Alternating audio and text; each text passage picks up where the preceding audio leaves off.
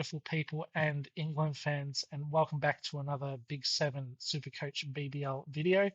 I'm going to go through my final team. I think it's going to be my final team. There's a couple of spots I'm still tossing up a bit, but I'll go through all the options I'm tossing up in those final two positions. And then I'm also going to go through a bit of ownership. I'll go through everyone that's owned by more than 20% of people, say basically why I'm fading them. And I'll also go through all of the Hobart and Sydney Sixers ownerships as well and go through them and what I think. So let's get straight into the team. If you've watched the last video, you'll see on field it's pretty much hasn't changed. I would recommend watching that last video if you haven't. Spoke a bit more in depth about the players on field here. The one change I have made, Josh Philippe out for Ben McDermott. I've kind of heard some murmurings that McDermott, or maybe not so much murmurings, but I think logic suggests that McDermott is going to be near the top of the order. I think he could open, he could be at 4. There was a quote from Matthew Wade today that said that in reference to himself that he would be batting behind Tim David, and David would be at, which would be 5 or 6. So the inference there is that Tim David's going to be at 4 or 5 and Wade's going to be at 5 or 6. I think it's more likely than not that David is at 4.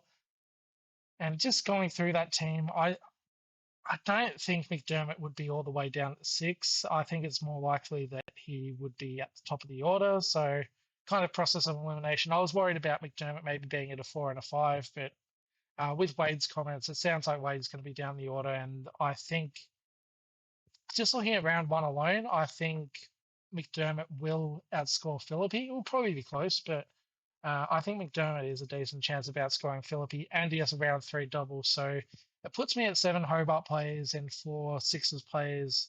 I'd normally prefer to be a bit more balanced, but Hobart having the round 1 and round 3 double plays into that. And I did want to carry some Sydney Sixers players over to their later double, which the first one of those comes in round 6. But their team just changes so much between round 1 and round 6, with Steve Smith coming back from the test squad, Sam Curran coming back from ILT 20 commitments, Bubba Azam playing in a random T20 series that popped up for his nation. That'll affect him and Afridi, and I'm not sure which other Pakistanis it'll affect, but will definitely affect Bubba Azam. So with that in mind, the only Sixer I really feel confident holding in the long term is probably Ben Dorshus. I think Sean Abbott would be a fine one as well if he does end up playing, but I haven't heard too much about that either. And there's also a chance he starts, so coming back from injury. I think a couple of days ago I heard that he was bowling in the nets, but only off a couple of steps. So we'll see how early Abbott comes back. But I think I would rather someone with a bit more match fitness rather than rushing Abbott back to play BBL if he does, in fact, rush back into the team. So I've got McDermott as my addition in for Philippe. Everything else on field is the same except for Afridi over Bartlett.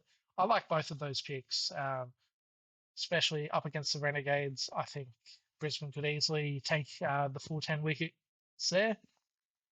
Yeah, I'm very keen to watch Afridi. If you watch the pod, I've said a lot of very positive things about him. He would be, if I had to pick anyone that I think would take a hat-trick this year, it'd be Afridi, and that's even off a shortened BBL campaign where he will have to go and play in that T20. I love the bloke, and I think he can make a big mark even in the short time that is here. But I would be happy to go for Bartlett as well. I think both of those are really solid options. On the bench, I'm still pretty keen on Finn Allen, international, who was underwhelming here last year. Has missed a bit of cricket this year with injury, but he is fit now. He's very capable of, he's very volatile and capable of scoring hundreds, capable of going for stretches like last year where he has multiple games in single figures. I like him for that double, and I like him as a loophole as well if you can manage to make him emergency. And they play early in round 2, early in round 1, pretty early in round 3. So There aren't many keeper loopholes. I have looked at that. I think the only one in the game at the moment actually that might be a loophole is Matty Jilks, but I'm sure a couple of keepers will get added to squads as kind of insurance as those local replacements. But I like Finn Allen just for that. He's very volatile, but that ceiling is very high. And if he gets in a run of form, you're going to want him for his double. And I think he's definitely talented enough to do that. So Finn Allen in the keeper spot. Aaron Hardy, I think he got to 200k a couple of years ago. Should bat high enough up the order and a decent chance of bowling as well. Um, to sum it up, potential of God roll, and even if he doesn't, he's just too cheap to ignore. Joe Clark, another international. He's been a bit underwhelming at the Stars, but as an international, he's definitely capable of improving on his price and average, round 3 and round 5 doubles. And he's just someone that I know I will definitely want for that round 3 double, so I might as well stash him. And then the last two spots are the ones where I've really been going back and forth between who to pick. I've had Bartlett and a 60k player in that spot for a while. I'm just really struggling to land on a 60k player that I like. It can be a batter as well, because I could put Hardy in the bowling line, but generally speaking, I would prefer to pick bowlers. So if I do put Bartlett back in that place, will leave me 62k. And then there are a few options. Nathan McAndrew is an interesting one. I think he'll be the third pace bowler at the Thunder. There could be games where they go for 4 spinners, though, especially on that NG track, which is where the Thunder play their first game of the double. So he could be on the selection fringe, and he did only play 4 BBL games last year. Did play the final series, though, took a 5 for in the knockout against the Stars, and has played a little bit of Vitality Blast as well and took a 6 for in one of those games too. He could very much, he's someone that could randomly get a 3 for in that double, and then he's well outperformed price, and you're happy with him on field.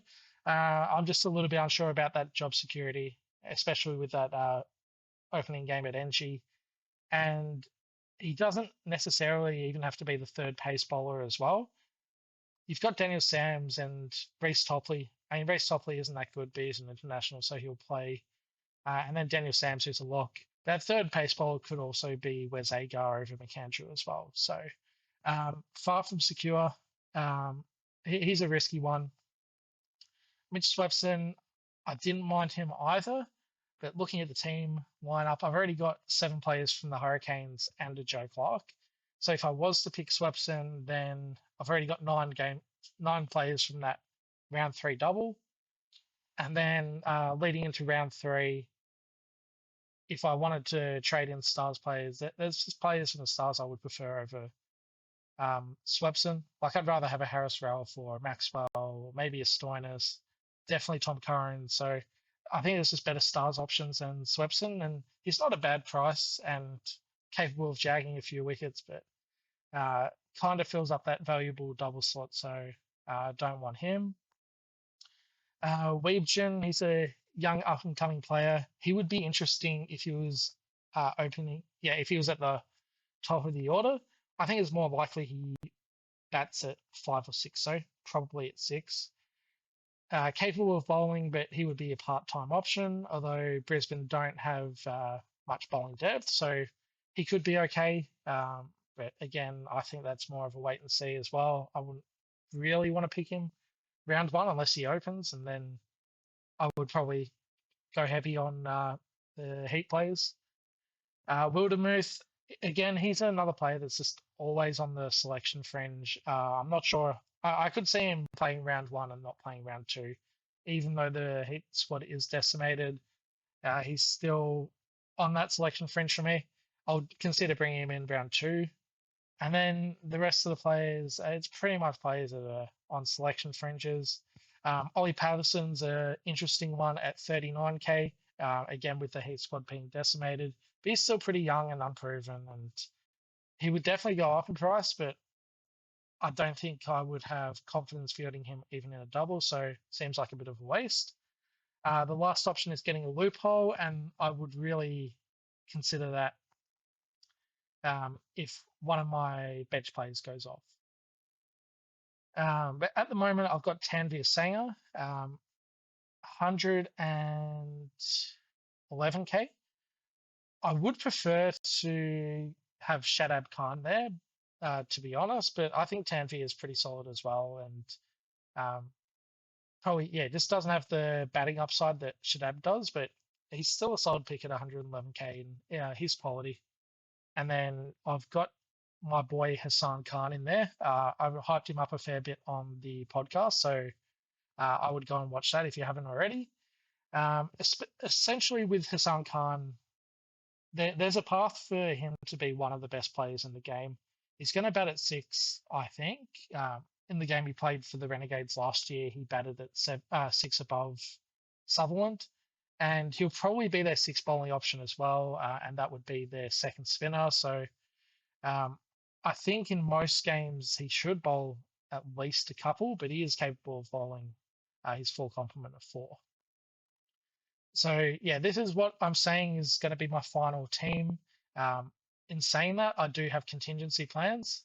I plan on looping on all 3 lines. So Finn Allen and Hardy especially, if they go mental, then I would probably put an Afridi on the bench and go Hassan Khan to a loophole and maybe a Tanvir up to a Shadab. So I'd be watching those 2 closely. Hassan Khan, if he goes nuts, I probably don't have a path to put him on field because Afridi will be locked out, and I'm pretty keen on fielding Afridi if I'm not going to field the other Perth boys. And then in terms of the double players on field, I'm pretty confident in most of them. The ones I'm not confident in are Tim David and Ryan Arbid. They could be, although Tim David, with Matt Wade's comments, should be fine. Ryan Ahmed, he could be as low as 6 or 7 in the batting lineup and not bowl as well. The bailout option for him is Shadab Khan once we see those lineups, because they both play in that 3rd game, which is the Tuesday. And then Hayden Kerr, a little bit worried if Sean Abbott is fit, but if he isn't, he will definitely be in the side. And even if Abbott is fit, then I still think there's a reasonable chance that Kerr plays. If he doesn't, then I'm not sure who the bailout would be. It would maybe be a Chauhan potentially. But I'm not keen on those other Sixers fringe bowlers. All right. So that's the team reveal done. I'm going to go to the players now, and I'll go through all of the players that are owned by 20% or more. And essentially, the players I have, I'm not going to go through, but the players I don't have, I'll say a short segment why I don't. Starting with Philippi, second most owned player in the game. I don't think he's a bad option, especially, batting at the top of the order. Only 28 years old.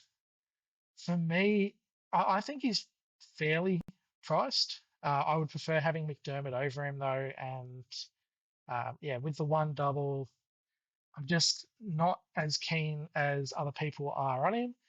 If he was coming off 1 bad season, then sure, I'd be happy to pay that price for him. But last 3 seasons, I think he's averaged around about 22 or 23 with the bat, compared to his earlier 3 seasons where he kind of broke onto the scene and he was averaging, I think it was about 32 or 33 with the bat. So his demise has gone too long for me to say it's a form slump, and he's definitely value. I think he's fairly priced, and he's definitely an option for that first week, but I've gone in a different direction. Pick him if you like him. Glenn Maxwell, Matt Short, Cooper Connolly, they're all in the same bucket. Too expensive for players that their doubles are too far away. You're just restricting your ability to make moves for future doubles. Like, for example, if I've got a Ben Dorsius in that spot, I can trade Dorsius to a Frady, or yeah, you could theoretically do Dorsius to a Frady and then get Maxwell. And over the course of that period, your players with doubles should outperform Glenn Maxwell and Matt Short and Cooper Connolly on singles. So none of those will be any near my team. Mitch Marsh at 32%. I think it's a fair price. If anything, probably a little bit undervalued. He's not going to bowl much, if at all, but he's in pretty scintillating form with the bat. He's taken time away from Shield cricket as well, but in short form formats for Australia has been in really good form with the bat, and he can do that again. Um, Not a bad price. And yeah, I think he's a little bit underpriced, but at the same time, he plays the first game, so he locks early and restricts you from making those little adjustments you might want to make. Um, but also, yeah, 120K. I think I don't want to lock that amount of money out until round four. I think I would rather just trade Mitch Marsh in at 140 or 150K if necessary. Daniel Sams, he's fine as a pick. Has the double next round. I would prefer Shadab over him, to be honest, but we've seen him do it in the past. He's not a bad pick. Nisa, I think most people that have him now either made their teams last week and haven't changed them, or before that, or they're just delusional. I don't see him getting released from the test squad, even with Pat Cummins being fit. He's decent in the field, and he showed his wares with the ball. So I don't expect him to be in the test side, sorry, but I do think he'll be around that test squad for the rest of the summer. Marcus Stoinis, again, 145K is too much for a player that doesn't have a double in the near future, and that bowling label next to him is fake news. He's barely going to bowl, I think, with the options that the Stars have.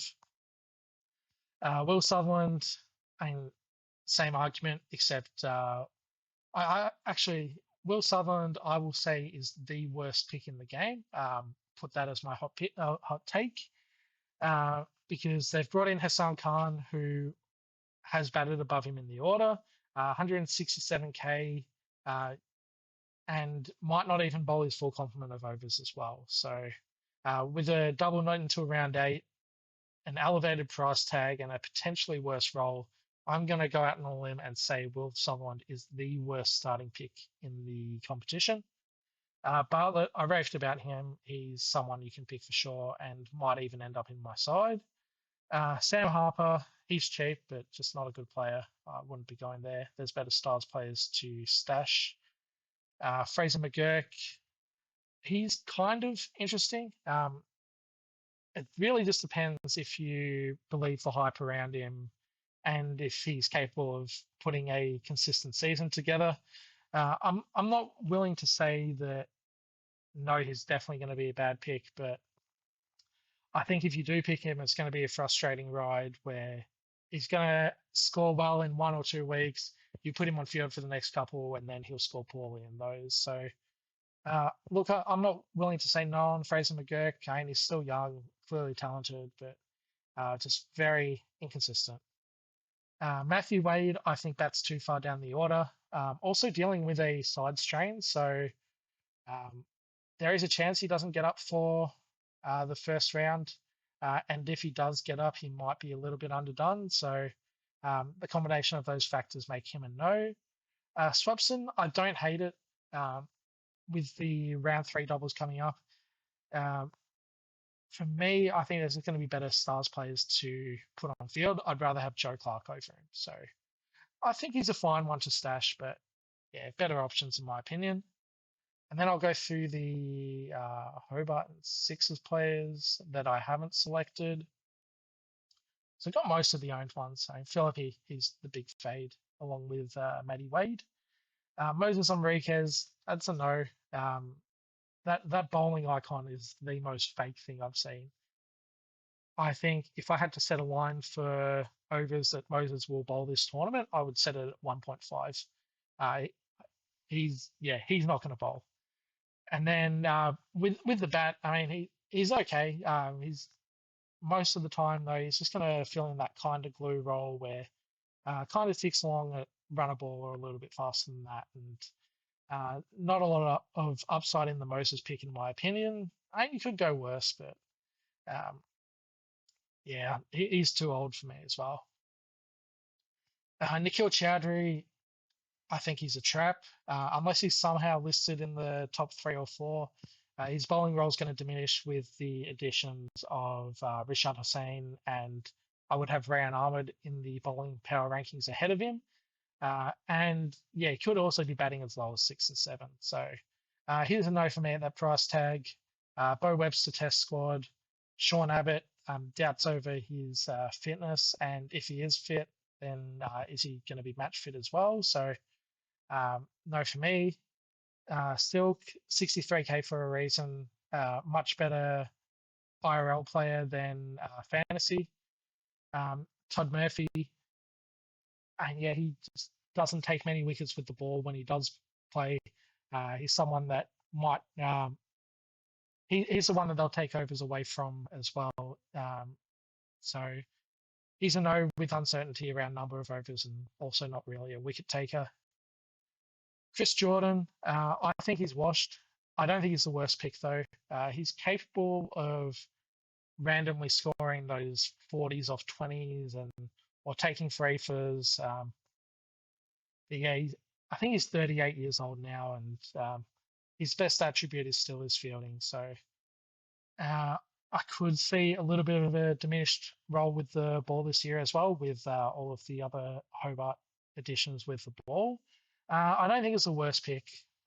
Definitely has a ceiling, but not someone I'm going to be picking. Sam Curran, ILT 20, so not available. Lachlan Shaw could be a smoky to be in the round one side. I think he'll probably be batting at 6, so if he does get selected. So that's a no from me. Kane Richardson, even with a double, there could be a scenario where he plays the first game and is rested the second game. Renegades rested him quite a bit last year, and Sixers have the bowling depth to do the same, especially if Sean Abbott's fit. So Kane is a no for me. Joel Davies, no for me on the fringes of the side. And then I think that goes for the rest of the players that are below 5%, except for Chohan. Chohan only at 1.5. I didn't realize he was that much of a smoky, but yes, he is an international player, but he also doesn't have the form in overseas competitions. He hasn't broken out as a player yet, and I wouldn't really be confident fielding him, I don't think. But he could be a smoky, to be honest. And yeah, everyone else just a no for me. So thank you very much for watching. What I think will be my final team reveal. I think the plan is to record a podcast episode tomorrow. And in that podcast, I think we'll be going through each other's teams as well as maybe some other things. So I would recommend giving that a watch.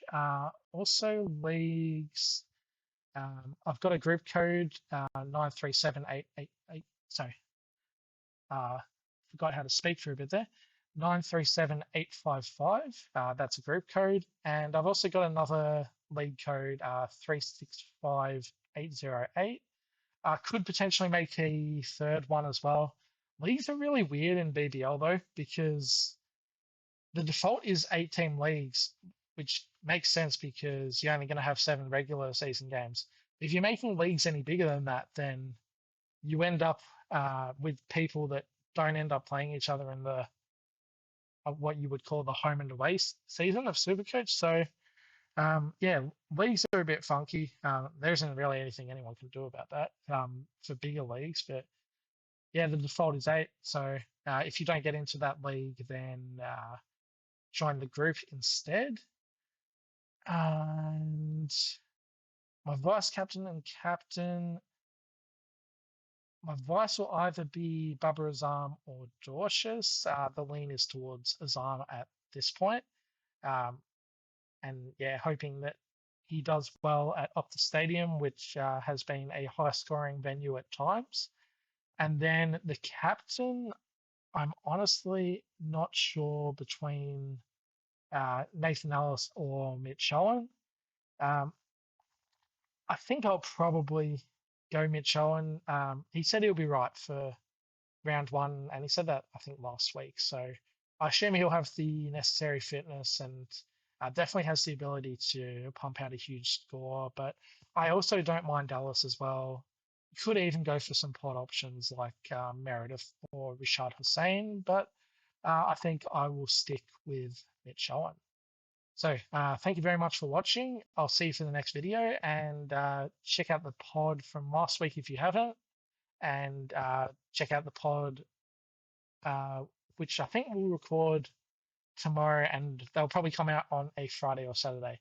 I'm sure that'll be a good watch. So thanks again, and I'll catch you later.